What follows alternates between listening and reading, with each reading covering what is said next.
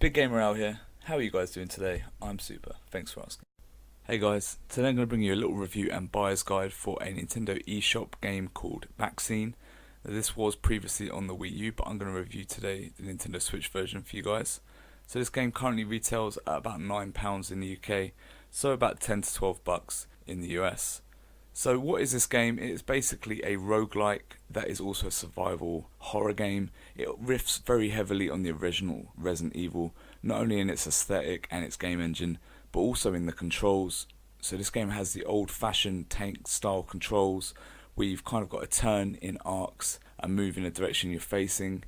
You've got a menu system in there that tries to be a lot like the original Resident Evil, but to be fair guys, one of the weakest points of this game is its presentation. The menus are quite ugly, the fonts that they use don't necessarily come across as authentically retro. Some of it comes across as a little bit kind of cut and paste from in-game asset. There are a few different documents you can find around the map, and it is obviously randomly generated, being a roguelike the way it is. But some of these look a little bit like clip art files and stuff like that, and I think that was actually done for intentional humour, but it does still stand out as quite weird. The game does run at quite a fast pace gameplay wise compared to the original Resident Evil, and this is quite helpful because this is a roguelike that is time based. One of your friends becomes infected with the virus basically, and you have 30 minutes to find a vaccine and bring it back to them to try and cure them. Now this actually doesn't cure them, they have a relapse and you're given even less time to find another cure. Now throughout the game you'll get the opportunity to level up, so you'll gain XP from finding items, from killing enemies, from unlocking doors and such. And you can use that to increase your stats, and these will carry over in the rounds. But if you die, everything is completely reset and it's all randomly generated. So you don't ever really feel like you're making any progress unless you're on a good run from the start, and a lot of that is actually luck based.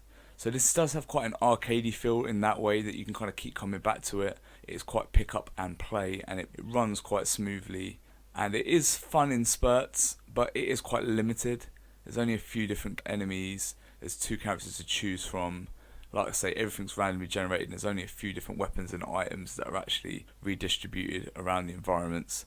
The environments, there's probably only a dozen or 2 dozen different environments that can actually thread together to create the randomly generated levels. So it does become quite tiring quite quickly. After an hour or so of playing this, you're probably going to want to put it down and pick something else up.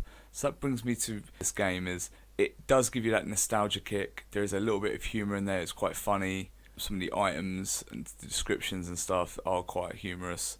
But at the end of the day, it is quite limited, and for the money, I think this is not an expensive downloadable game, but at about 10 to 12 bucks, I would have expected a little bit more from this. It does feel a little bit like it should be a $5 to $6 mobile title maybe. As it stands guys, I'm actually going to advise that you don't buy this game at its current price. You wait, and if you think this is a bit of a curio you might want to look into at a later date, then drop $5 if it ever does go into sale. But for now guys, I'm going to give this game a 4.5 out of 10 and say just stay clear at the moment, maybe wait for a sale. So if you found this review helpful today guys, please feel free to like, comment, subscribe, and I'll see you next week. Cheers.